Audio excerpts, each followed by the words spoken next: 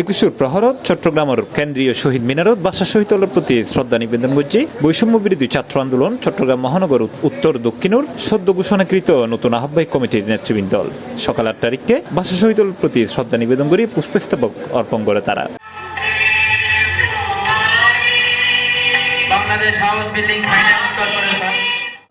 এর আগে নগরীর নিউ মার্কেট এলাকার প্রভাত ফেরিগুড়ি কেন্দ্রীয় শহীদ মিনারত যায় বৈষম্য বিরোধী ছাত্র আন্দোলনের নেতৃবৃন্দ দল।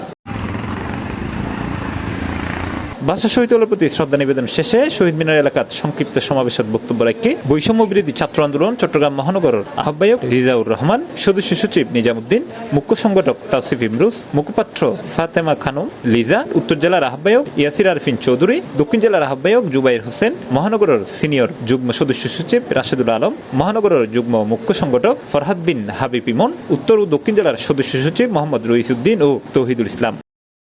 C plus TV, Chittagong.